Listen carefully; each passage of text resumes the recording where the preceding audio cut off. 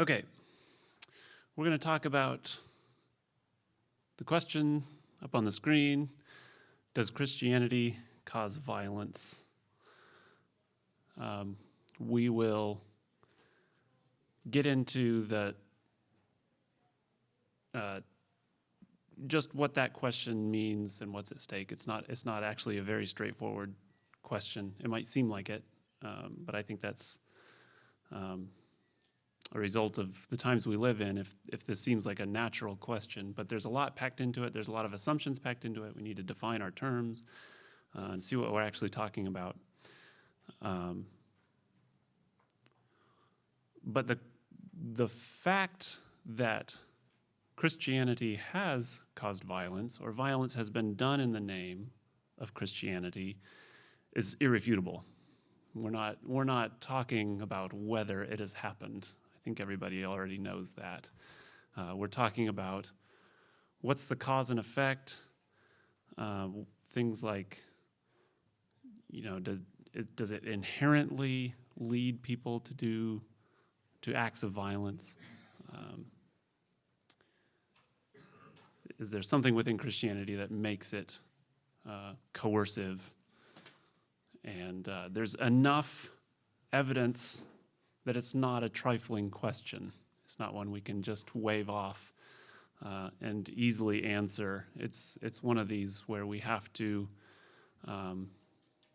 acknowledge what has been done in the name of our God, and we need to be sorrowful and repent for what's been done in the name of Christ to other people.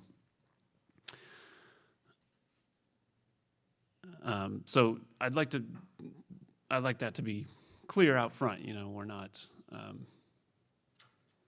I'm not trying to whitewash Christianity today, but we will talk about. I think the answer is no. So that Christians don't inherently. That Christian beliefs don't inherently lead to violence. I'm guessing you all agree with me, more or less. So we'll talk about what the arguments that are made. Again, that's kind of been my tack, and how we respond to them. There's a couple of arguments that tend to get trotted out really quickly in these kind of debates, especially in social media type debates, off the cuff arguments. One is that, and these are things I'd like to avoid, and we'll try to avoid today. One is that, the violence done in the name of Christianity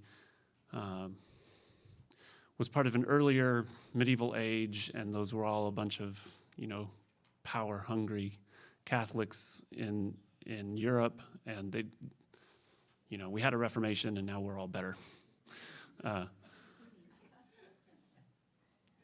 That's indefensible on a number of fronts, but it does get said. We figured it out. It's not a problem anymore. Therefore, we don't need to worry about it. One of the problems is that violence has not ceased. Christian violence has not ceased since the Reformation, by any means, by any stretch of the imagination. Also, whether we're Catholic or Protestant in these issues, it's one universal body of Christ, and when one member suffers, all members suffer, Paul says. So, in a sense, we need to be accountable for the sins of the body of Christ, even today. Another issue that we tend to, or another argument that we tend to make is, and I will actually make a variation of this argument, but not quite the same. It's what philosophers call the no true Scotsman argument, which goes, to use one example, is no Scotsman puts sugar on his porridge. And somebody says in response, well, my uncle's a Scotsman, and he puts sugar on his porridge. And then the first person responds, no true Scotsman puts sugar on his porridge. Which is to say, I'm going to take what philosophers call a counterfactual, something that refutes the statement just made. I'm going to define it out of existence, and then use this as my body of facts to define what I'm going to argue.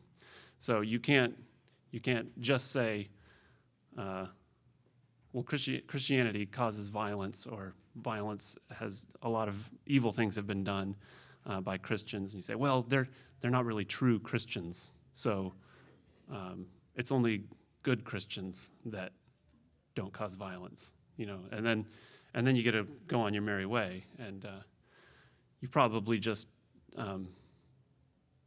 put yourself outside of that definition, and there probably very few would make it into heaven if that were the case. So I think there's an element of truth to this, and we'll get back to it, but it's a little bit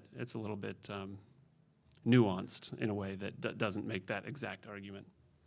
So those are two things we'll be trying to avoid. Those are the kind of two knee-jerk reactions. Okay, so looking at this question, I came up with this question for this talk just as a way of sort of getting at it. I don't think it's actually the best formulation, but it's the relationship between the two that I'd like to explore. And I want to look at this is letter C, I think, on your outline. What is actually asserted by the critics when the connection between Christianity and violence or bloodshed or coercion is made. So the first is kind of what's implied by the question. I think I've got this on the PowerPoint. That Christianity, by its nature, induces people to violence. And we're going to kind of look at this in a series of sort of concentric circles getting wider and wider. The next one is that monotheism, that is what have been called the Abrahamic religions, Christianity, Judaism, and Islam, cause violence. And I'll unpack why these are made in just a sec. 3, religion in general causes violence. And you see we're getting wider and wider, right? And then the last one is anything that makes universal or absolute claims, that is an ideology, causes violence. Because, in these arguments, you can say, well, a lot of non-religious movements, communism, Nazism, have resulted in horrific violence, and the argument is, well, they act sort of like religions in the way they work, so they're violent too, and we can lump them all in together. So it's not the fact that it's a religion; it's the fact that something claims your sort of absolute devotion and loyalty. So I'm gonna mainly stick with this first one, that Christianity induces people to violence, and address that question, and we'll get at the others kind of as we go.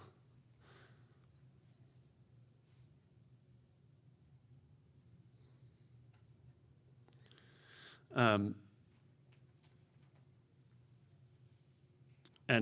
the formulation I have found that has actually been helpful is from an essay in this book that I've been using. I like to cite my sources. So this book is called "Must Christianity Be Violent?" It's actually an edited volume, and it's actually the proceedings of a conference that took place at Wheaton College in the early 2000s. But Mark Knoll, who's a historian at Notre Dame, he used to teach at Wheaton, he has an essay in here called "Has Christianity Done More Harm Than Good?" And he looks at it from a historical perspective.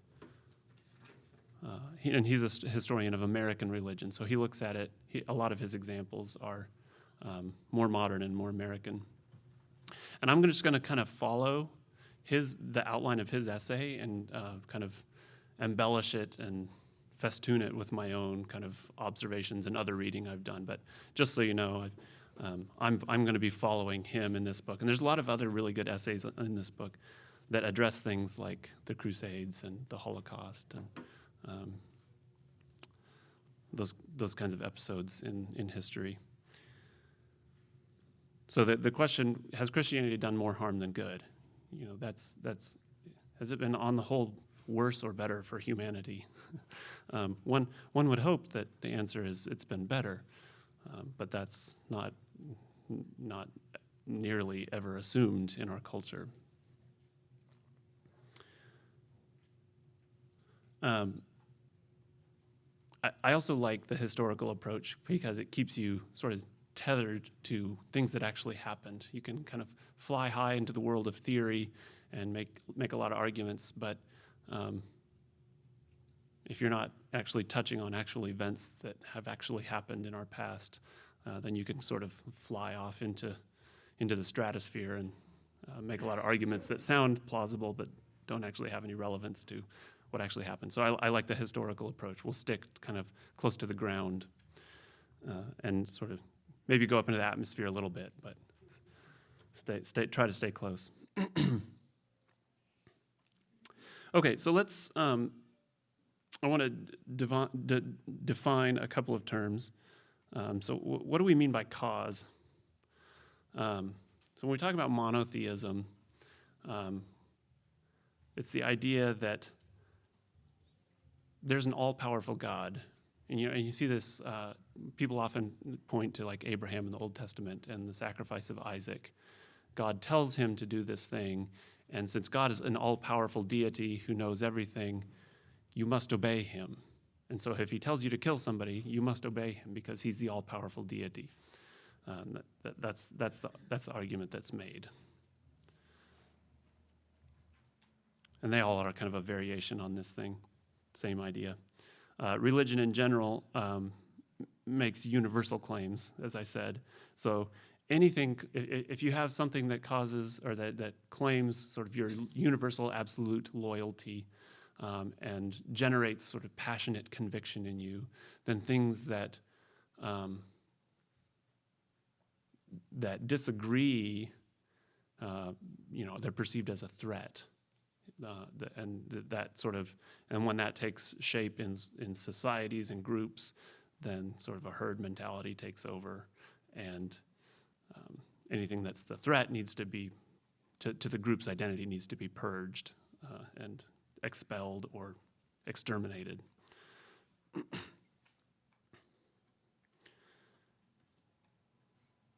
And then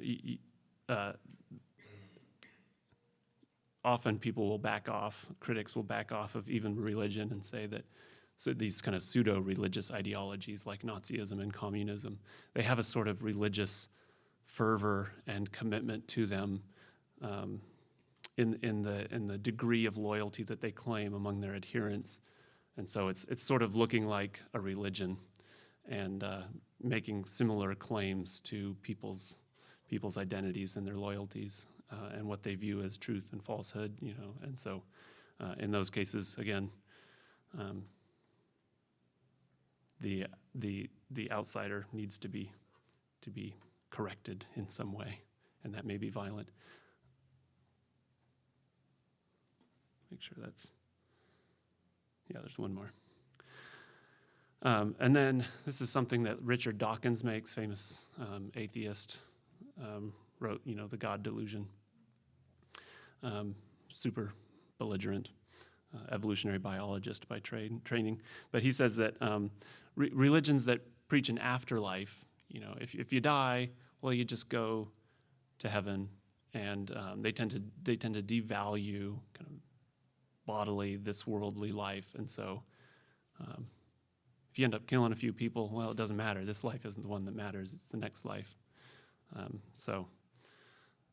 It's the devaluing of human life in the here and now that people say is the result of belief in an afterlife. Richard Dawkins made that argument explicitly after 9/11 because these people who are willing to kill and die for their faith, these Muslims, had the promise of 72 virgins in paradise. It's a kind of popular version of Muslim heaven. So these sound familiar to you? You've probably all encountered these in some form or fashion. And I think because of the world we live in, they seem sort of intuitive almost to us, right? It makes a kind of sense. And there's an element of truth to all of this.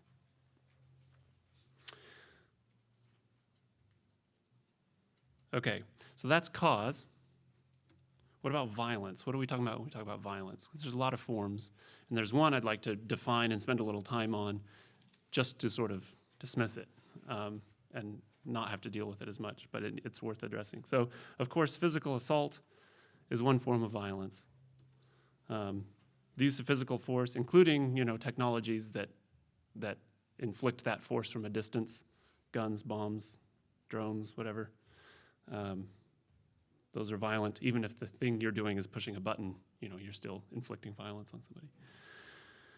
Violence as threat, sort of an intimidation, is a form of violence in order to get what you want through coercion. And then this is the sort of postmodern option. This is one I want to kind of sit on for a little bit because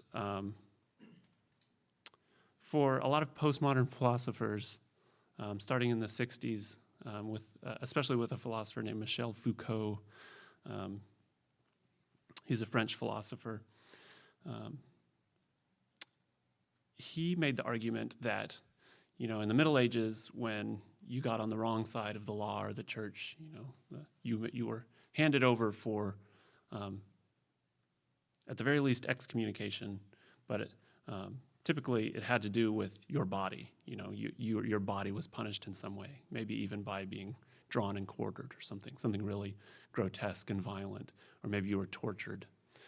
And there are, the human creativity seems to really flourish around torture. Who knows, why this? I think one of the themes of this talk is humans are disappointing, right? Christians even are disappointing. And history is one long chronicle of bloodshed. It's sort of to look at a question like this. You got to go to some dark places.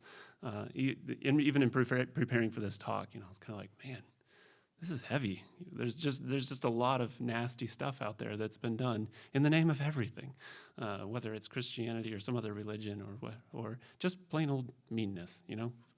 That's the world we live in, and it's not the modern world. It's not something new. It's been here from the beginning. So, but anyway, so in the Middle Ages, punishment was a sort of typically a sort of one-to-one. You some kind of infraction of the law, your body was punished in a very explicit way. There's one-to-one correspondence. You do this, this happens to you. What the postmodern philosophers say is that in the modern era, this actually transitioned into a sort of system where not where it's a one-to-one correspondence, but discipline and punishment have been turned into a sort of self-policing thing that we do to ourselves. It's not done to our bodies necessarily, but it's a way that we learn through usually what they talk about is in terms of the nation state. What it wants us to do, it gets us to do sort of from within our own desires. We want to obey. We want to stay on the good side of the law. And so they developed modes of coercion that help us to do that. And the Michel Foucault especially sees that as a very bad thing. Actually, the medieval period when people were being drawn and quartered for him, that's the good old days. Because there was this very explicit one-to-one thing. Now there's a sort of what I would call here manipulative coercion, where they don't have to do that because they get what they want by kind of disciplining you manipulatively to do those things that they want you to do. Would that be like education? Yeah, and he talks a lot about, Foucault talks a lot about the prison system. And he talks a lot about this thing called the panopticon. So where instead of, a prison where there's a lot of just barracks out in a row, the panopticon, and this was actually a prison system developed and invented by a Britishman named Jeremy Bentham. But the panopticon, so pan-opt, pan is everywhere, and optics, you see everything. So that's the idea. There's a tower in the middle of the prison that has windows, and every prison cell has a window that faces the tower, right? So they know they're always being surveilled. They can always be seen by the people in the tower. But the idea is you don't even need people in the tower. You have a one-way window where they can't see in, and if they know they're always being watched, they won't misbehave. That's kind of the idea. So they're self-policing in this case. Can it work? I don't know if it was ever actually built. I'm sure it has been, but Well, camera systems now. yeah. In a lot of ways, it's a valid observation of the way the modern world works. We're sort of living in a panoptic society. You're always, and we're sort of willingly doing it. There's privacy on social media is a really big thing right now, because they know a lot of things about us, and apparently the government can get its hands on it if it wants. So those are sort of things, and then I think, well, I better be careful what I say on social media. Say we're done enough to put it out there. Yeah. So don't put this on YouTube, right? That could be the thought police, come and get me. So on the one hand, this is a valid observation, right? These things happen, and it's destructive to the common good. On the other hand, they take these arguments, the postmodern philosophers take these arguments and say that any form of persuasion, or they put this into the form of, they apply this to marketing, advertising, a seeker-friendly church service would be violent, right?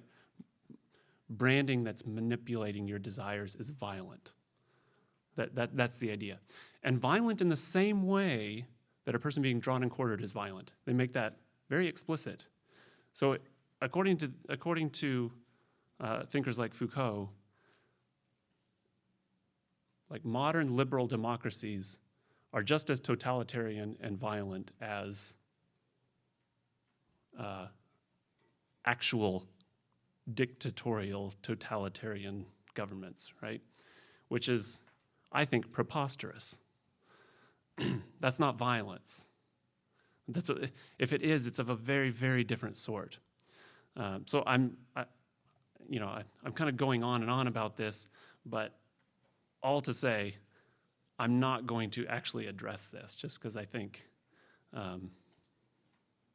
it's something that takes a lot of work to sort of get to that conclusion, and then I don't think it's even a very good conclusion. When we look at the history of Christianity, it's enough to just talk about what's been done to people's bodies in a sort of actually physical assault type of way. So that's what we're going to stay with, and I explain that just to kind of, we're going to set it to the side and not treat it as a valid sort of form of addressing the problem. Okay. Any questions about cause and effect or forms of violence? Yeah. You used the term postmodern several times, and I'm not sure I know the definition. The question was, what do I mean by postmodern? Since the 60s or 70s, there's been a lot of writing that questions the validity of reason. And they write very long, dense philosophical books to sort of question reason, question whether we can actually trust that we can know truth or that there is truth. And so things things inherently break down, and what we see are not, like preaching in church would not be an appeal to the truth of God. It would be a power grab. And society, they say, is built on just pure power and not truth or justice, or democracy. These are all just things that we make up in order to oppress other people. That's very generally what postmodernism is. Would secularism be a synonym for postmodernism? I would say not quite, because secularism emerged with the ascendance of reason. Yeah, because secularism itself is a religion. Yeah. It has its own sort of religious kind of creeds. Yeah. And so a lot of people say postmodernism is just, secularism or modernism and sort of at full throttle. So they're kind of slippery terms. But yeah, that's a good observation. And I guess I was reminded by my mother to repeat people's questions. So RJ said secularism is a sort of form of postmodernism and a form of religion. Okay, good questions and comments. Anything else before we move on?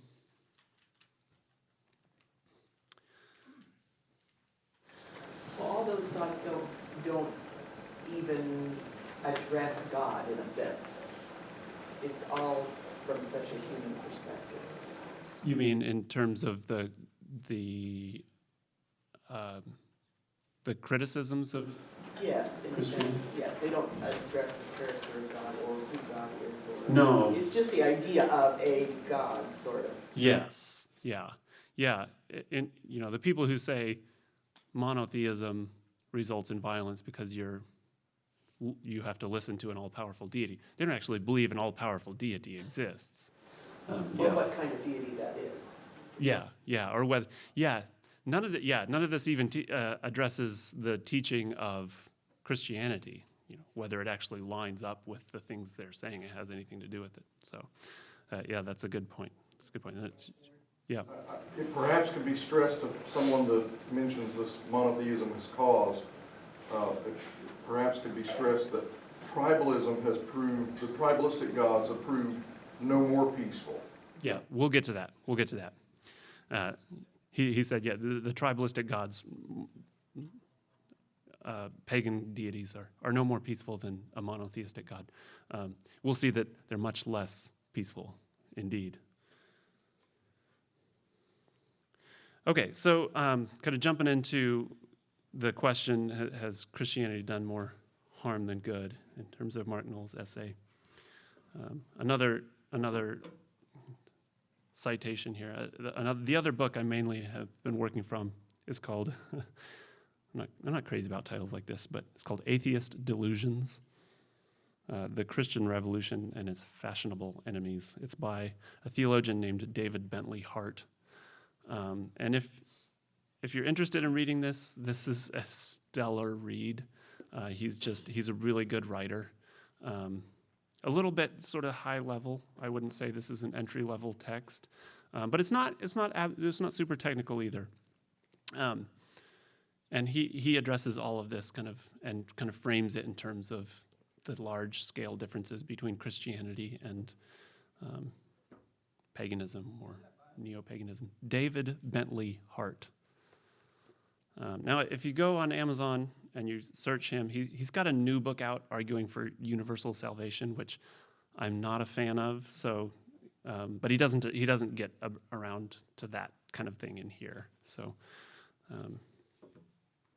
but he is himself an Eastern Orthodox theologian. He's American. I think he teaches at Notre Dame.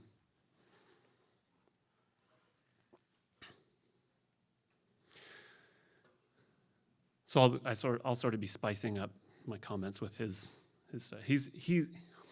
he takes Dawkins for a ride you will not believe. In the first chapter, he just kind of mops the floor with him. His invective is very His rhetoric is just very, very explosive, and he's very polemical. And when he's on your side, it's really satisfying.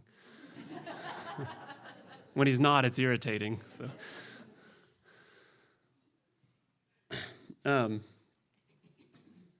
Okay, so Mark Knoll addresses in his essay three kind of historical indictments of Christianity: the Crusades, the European settlement of the Americas, and Nazi oppression of Jews.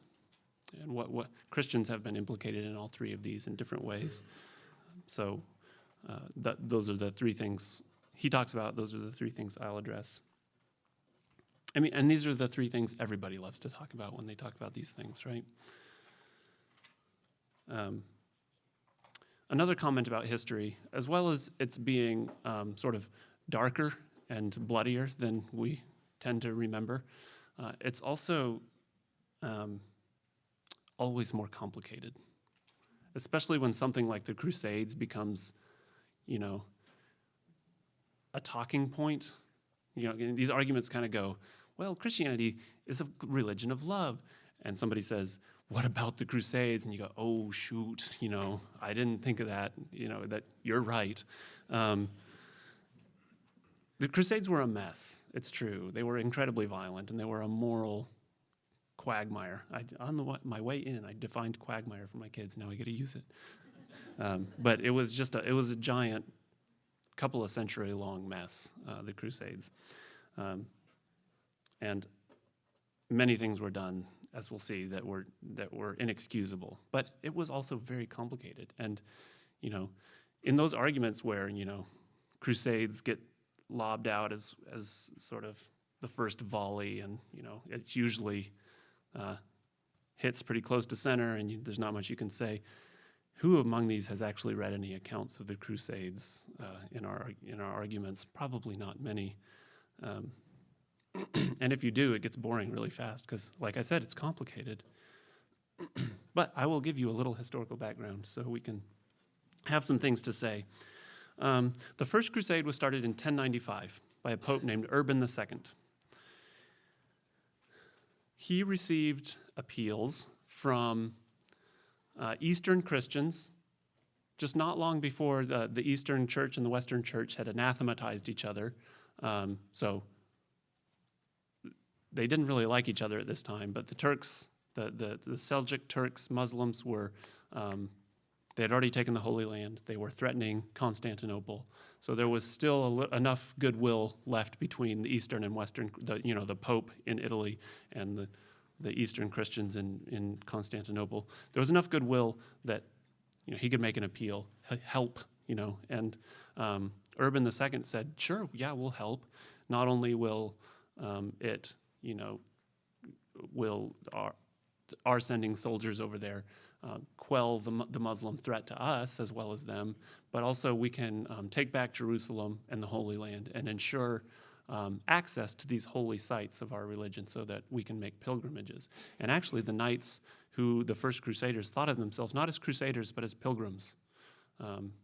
Crusade comes from the Latin crux, cross, and they tied the image of the cross onto their or they sewed it onto their shoulders. And so they had images of the cross on and they saw themselves as holy warriors, going and doing God's will. So the reasons for going were actually quite noble. And if you look at, so a lot of what's assumed in, lobbing the crusade hand grenade into the culture war battle, what's assumed often is, by the sort of culture critic, what's assumed is a bunch of violent Christians went and assaulted all of these peace-loving Muslims in the Holy Land who were just trying to kind of live their life and practice their religion, which is not at all true. The Crusades were sort of a centuries-long counter-offensive to take back land that had been violently taken from the Christians. So for the first 6 centuries of Christianity, Like Jerusalem was an exclusively Christian city until the Muslims showed up.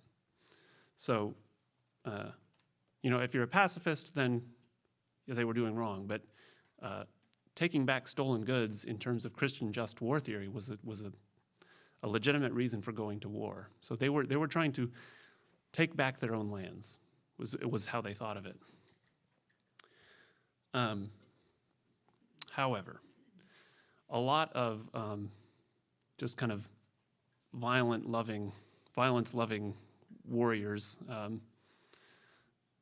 and plain old charlatans joined up on these crusades on the way, and sort of were impatient to get to Jerusalem before they started hacking and burning, and so they started attacking Jewish settlements along the way in Turkey. And when the Eastern bishops tried to intervene, they attacked them too. So there's something went very wrong along the way, and they just as they got further, they just got more and more kind of indiscriminately violent in what they did. What was the year you said? 1095 was the first crusade. And there was something like maybe 9 crusades in all, but and the sort of knight for God, the like knight with a K, was a sort of recent invention in the 11th century. So the fact that you could be a knight at all and be a Christian, was a sort of relatively new idea. But they got to Jerusalem. And they did take it back, but I would just like to read this excerpt from one of the accounts, which is I'm trying to put it in context a little bit for you, but I'd also like you to know that it was really there was a lot of evil done in the name of Christ. So here's a passage from a sort of first-person account. Then the Franks, that's the Christians, entered the city magnificently at the noonday hour on Friday, the day of the week when Christ redeemed the whole world on the cross. With trumpets sounding, with everything in an uproar, exclaiming, "Help, God!" They vigorously pushed into the city and straightway raised the banner on the top of the wall. All the heathen, completely terrified, changed their boldness to swift flight through the narrow streets of the quarters. The more quickly they fled, the more quickly were they put to flight. Then some, both Arabs and Ethiopians, fled into the Tower of David. Nowhere was there a place where the Saracens, that's the Muslims, could escape the swordsmen. On the top of Solomon's temple, to which they had climbed in fleeing, many were shot to death with arrows and cast down headlong from the roof. Within this temple about 10,000 were beheaded. If you had been there, your feet would have been stained up to the ankles with the blood of the slain. What more shall I tell you? Not one of them were allowed to live. They did not spare the women and children. So it was incredibly violent. And these things are, in many ways, inexcusable.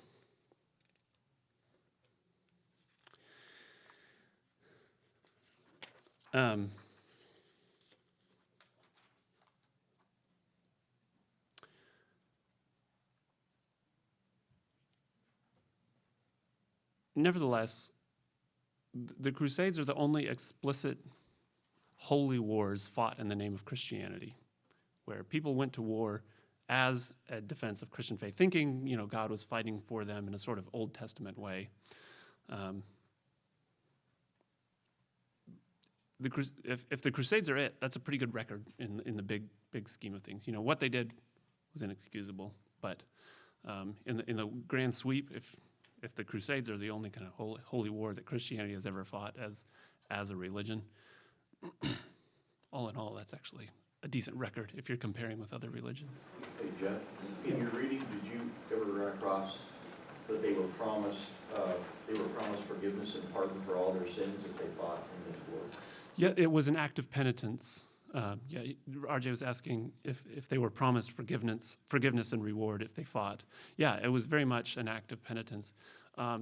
Another thing you'll hear, excuse me, is that they went crusading for plunder and for riches. And actually, almost every knight who went, number one, experienced incredible, incredible privation and hardship on the way. That many, many, many of them died on their way to the Holy Land just because it was such a rough journey. It's thousands of miles. They also bankrupted entire families and fortunes in order to do this. It was very much a religious undertaking, not for profit. It was a not for profit endeavor. 501c3. Excuse me. But yes, it was an explicit act of penitence in order to, kind of, it was conceived of as a good work to go crusading, to go on pilgrimage, really. Okay. So, even so, it was a giant mess. The next, and we'll get into sort of the responses to these in a little bit. I won't take quite as long on the next two, but the European settlement of the Americas. If you read it,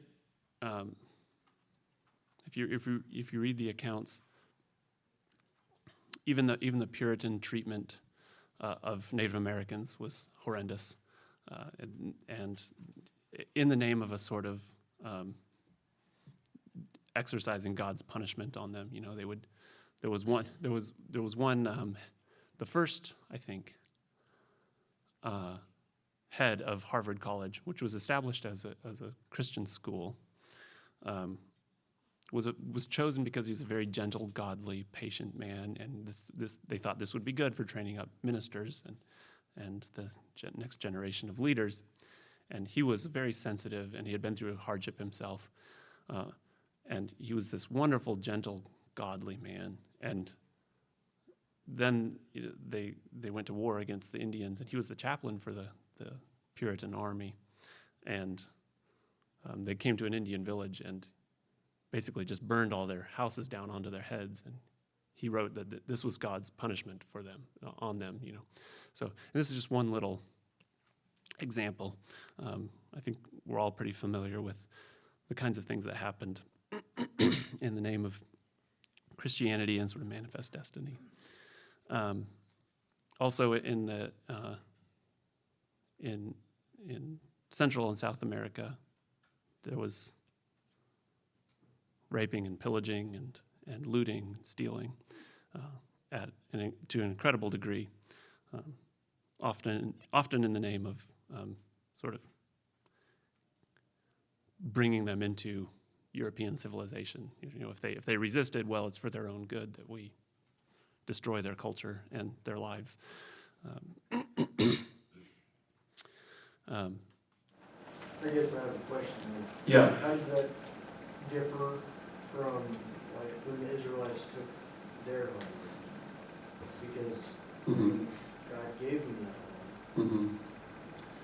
Yeah, well, And I'm sure there were some idiots in the crowd that did some bad things to it. what? Sorry. Oh, yes. Yes. So the question is, how is this different from the Old Testament when God has given Israel the land? That's a good question. Well, for one, no explicit command had been given to the colonialists or the colonists to take this land, for one. Number two, that's the Old Testament. In the New Testament, the idea of a land for the people has been, in essence, spiritualized into the kingdom of heaven, which is not here in its fullness for the taking. When Christ comes back at the second coming, there will be a sort of reconciling in which he is given all things, But in the meantime, it's not our job to appropriate lands for Christianity in the same way it was, where the Israelites were given an explicit command to take this land as God's elect people. Does that that can help. And yeah, I have no doubt there were people in Israel who had impure motives as well, even within the divine command. Yeah. And to buttress that point, I think Jesus in a couple of places said, if my kingdom was of this world, my followers would fight for me, but I am not of this Yeah. world. Yeah. Yeah, and after he's been raised from the dead, Jesus, now are you going to establish your kingdom? The disciples ask. No, you still don't get it. It's not a political thing. So yeah, that's a good point. David said that Jesus said in a number of places, "My kingdom is not of this world. If it was, my disciples would fight for me." So yeah, there's no country post Christ event that represents God's kingdom on earth. There's no like kind of socio-political entity that does that in the same way that Israel did before Christ. And if there was, we'd probably be in exile, just like they were.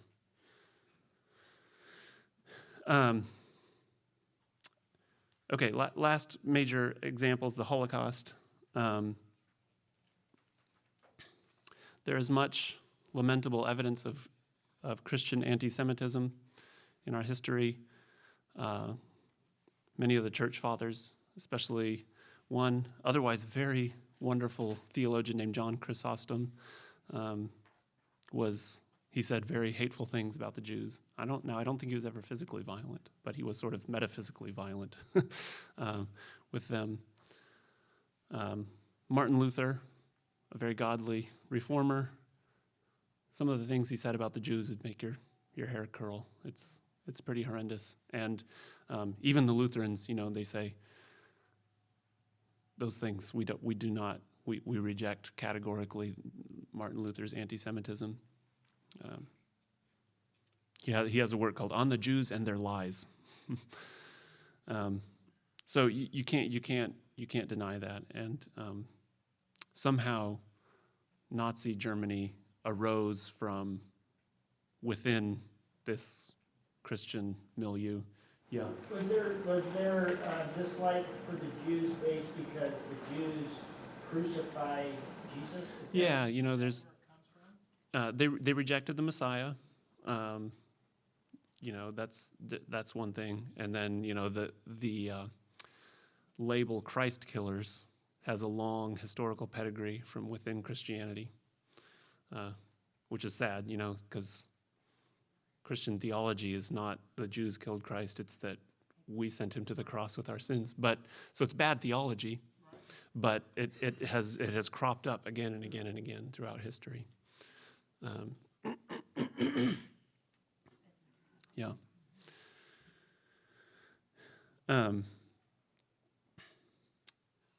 So Mark Noll in his essay talks about, if you go to this was 2002, so I'm not sure it's still the same, but there was a video that kind of introduced you to the exhibits at the Holocaust Museum in Washington, D.C. called Anti-Semitism. And it makes a really strong lock between Christian identity and Nazi atrocities. And actually, there have been he talks about a coalition of Jews who actually went to the museum and said, look, it's not that simple. You're talking about it like it was a Christian thing explicitly, and it wasn't. But for our purposes, you can't deny that there has been much Christian anti-Semitism, and it is one among many factors, at least, that resulted in. This is a little aside, but there's a book called I Cannot Forgive, and I think it was a Jewish guy, and he went through the Holocaust, and I believe he could not forgive the Jewish leaders because he says they sold out their people to save themselves. That was part of the theme of his book. He could not forgive the Jewish leaders. The Jewish leaders, they to protect their families and their lives, they knew what was happening, and they Okay. allowed Hitler, they didn't get their people to rise up and tell I them. see. They Yeah. said, do this, go on this, Just take go along with it. somewhere, Yeah. and it'll be fine. Yeah. And, that's, I read a novel called, by a Jewish guy named Michael Chabon called The Amazing Adventures of Cavalier and Clay.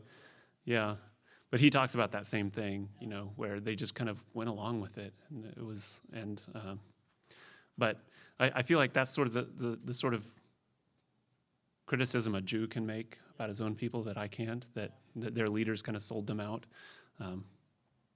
Yeah. So. He can complain about the Mennonites. Yes.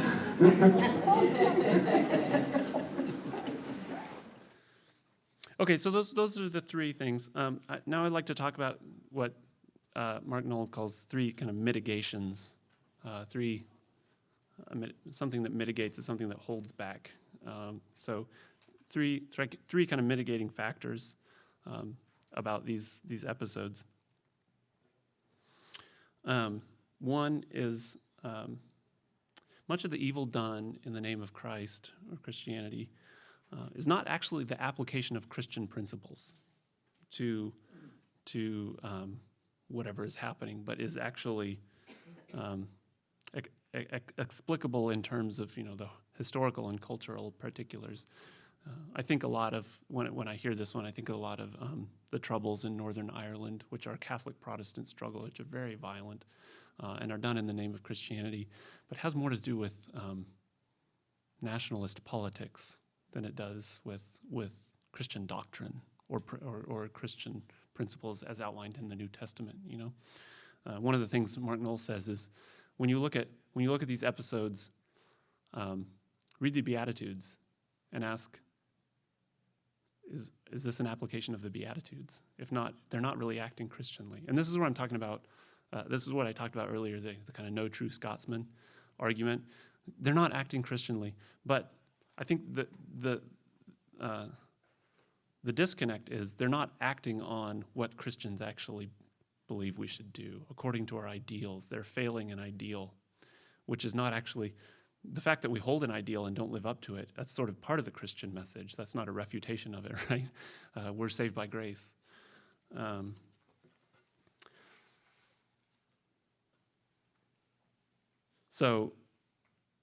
on top of that, there's nothing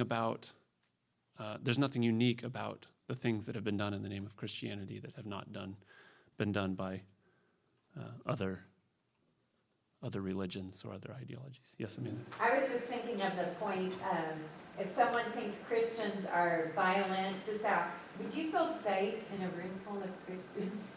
Yeah. That, in some ways, it kind of depends. That actually came up in something I was reading in preparation. But, yeah, and sort of it depends on what Christians and where, But usually, yes. Yeah. I would hope so. Oh, and she said for you kids at home, she said that would you feel safe in a room of Christians? One would hope so. The second mitigation, I guess I don't have it. And this is sort of building on that. The evil done in the name of other religions and or ideologies is actually much, much worse. And sometimes when you look at, the evil that Christianity has caused, to strip Christianity out of that culture and ask what it would have been like. I think one of the most harrowing examples of this that you can find is pre-Christian Britain, which is kind of hilarious because like Stonehenge and pagans and Wiccans, they're all kind of cast as this sort of peace-loving nature religion, which is, oh man, some of the stuff I read my stomach almost turned with the horrific practice of their religion. I don't have time to get into it, but it was basically a warrior culture. The strong ruled, and at the expense of the weak. They were huge. Like these, especially the Germanic tribes, in pre-Christian Britain were 6'6", 6'8". Their skeletons have been found to support a frame of like 250, 300 pounds. These guys were massive. And they think that it was actually this way because of eugenics. If you had a weak baby or a female baby, you killed it. So they kind of self-naturally self-selected their tribe to be the strongest that they could be. Women were basically slaves, sexually and otherwise. Human sacrifice was pretty standard. And if a major warrior died, you know, often his wife was required. It's sort of like in India to kind of throw herself on the funeral pyre after being gang raped by the rest of the tribe. So this is what it was like when Christian missionaries came to England. So this is the Druidic nature religion that so many people find sort of fascinating and lovely, which is kind of beggars belief. So that's one issue. Yeah. Related to this mitigation too, one touchstone that's easily proven because you can research it on the internet and get quote out of various historic documentation, but there's a touchstone phrase that documents that one of the alternate ideologies, communism, in the last 100 years, since 1919, atheistic communism has killed more civilians in peacetime, undeclared wars. This is just killing people in their own societies. Mm-hmm. The governments of communism killed more civilians in peacetime in the last 100 years than all of the people killed in all of the wars in all of human history before 1919. Mm-hmm. And that touchstone is so powerful that it can act as a very strong defensive mitigation Yeah. in these discussions. Yeah, actually, the Marxism, communism. Yeah, The next thing I was about to say. But that is, Yeah. you know, we no longer have to estimate or guess. It is, well, the Black Book of Communism documents it, and many other Mhm. historians have documented that phrase. And it is so powerful that it can just knock a sneering cynic off of their Yeah. pedestal Yeah. when they're criticizing the Yeah. Crusades of 1,000 years ago. Yeah. I actually, I have a quote here from Mark Knoll who's summarizing something in the Black Book, Communism, and it's very similar, but a little more specific.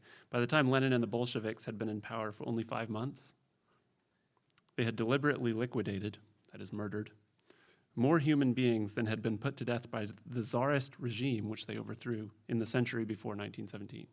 So in 5 months, their body count was higher than the entire oppressive system that they overthrew. That Marxism is just one example. It has more blood on its hands than I saw. I saw a Twitter exchange. This is a couple weeks ago. I mean, did I maybe say this? I don't know. I said it a lot to a lot of people because I thought it was interesting. But somebody on Twitter, some probably young, starry-eyed communist, said communism is about love. It's about love for your fellow human being, and blah blah blah. And somebody responded with a very kind of Eastern European-sounding name. Responded, communism loved 50 million people to death in my home country. That's about the long and short of it. Okay. But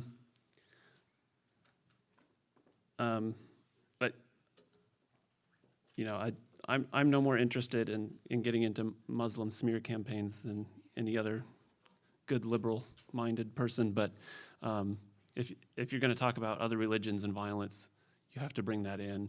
And there have been, in the 20th century alone, many attempts to just flat out exterminate Christian communities throughout Africa, throughout Turkey, many other places in the world where it's not a sort of just take your stuff and go home. It's we're gonna destroy your community. North Africa was Christian for 7 centuries. It's not Christian today, still. So also that kind of pokes a hole in the persecution is good for Christianity sort of thing. It makes people more, there's a certain element of truth to that, but also think about North Africa when you say that. It was Christian for 7 centuries until it wasn't after the Muslims took over, and it still isn't. So there's Hindu caste oppression. As an example, another religious example of kind of systemic oppression. Nazism was actually more of an explicit rejection of Christian principles. They were sort of a crude application of Nietzsche's philosophy, where Christianity is a slave religion. It's a weak religion, and their morality is based on weakness, turning the other cheek. Whereas for Nietzsche and the Nazis, who were kind of consciously appropriating him, Nietzsche was well before the Nazis. But for him, the man who was the Ubermensch, this overman or Superman, was the one to emulate, who was able to kind of take the will to power in his own and do what was necessary to further humanity. So to say that the Nazis were sort of applying their Christianity was actually not true. Hitler actually suppressed Christian resistance to his rule. The third mitigation is that to be able to critique the failings of the West and Western civilization and the Christianity that's appropriate, that's a part of it, takes a sort of moral grounding that comes from specifically Christian principles. The idea of the freedom and liberty of the individual human being and the dignity of every person born is a Christian principle. And you can look at pre-Christian societies, non-Christian societies, where Christianity has not leavened the society. Every individual does not have dignity. And now that we're in a post-Christian society, we're getting there again. If you're in the womb and you're not wanted, you're not awarded that kind of dignity. So to be able to criticize Christianity as culpable for violence, you're actually using Christian teaching to do that. Okay, those are sort of defensive points. I will kind of take the offensive here a little bit.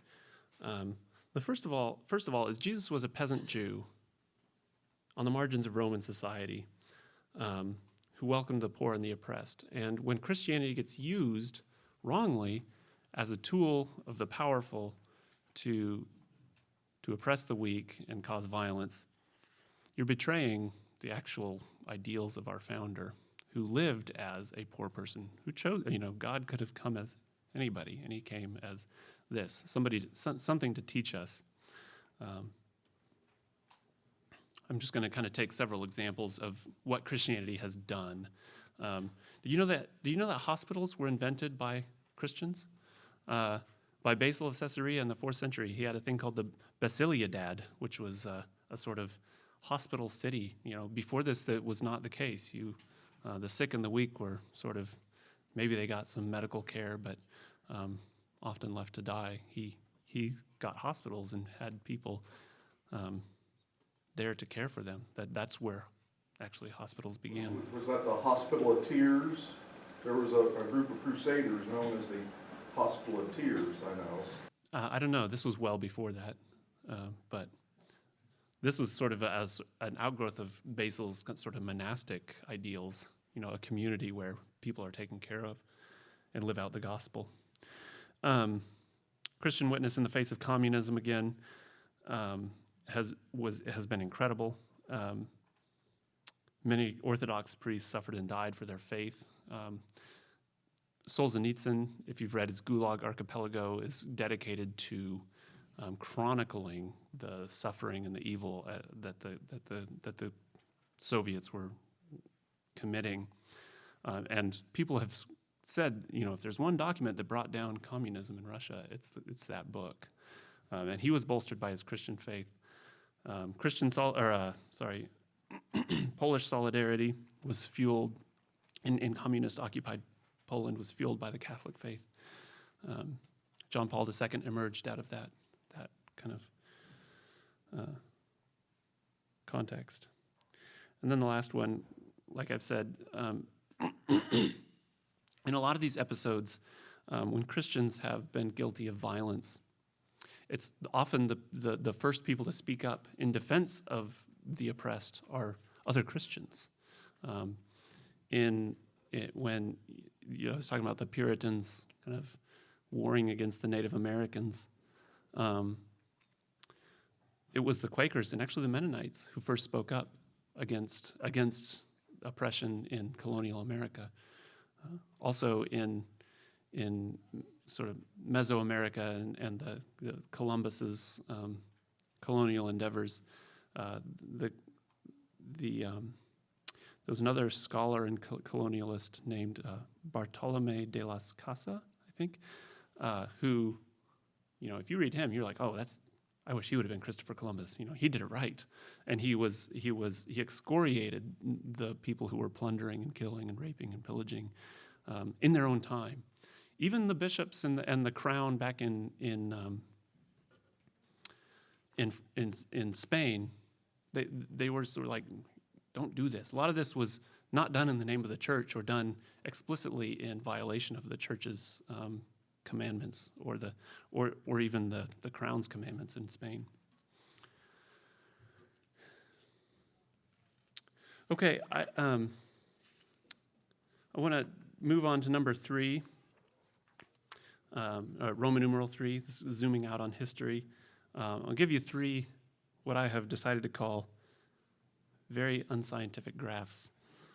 If you can read that. So these quotation marks are from, these quotes in the boxes are from David Bentley Hart's book. He says, here, this is the kind of modern view of Christian history and what we would expect if the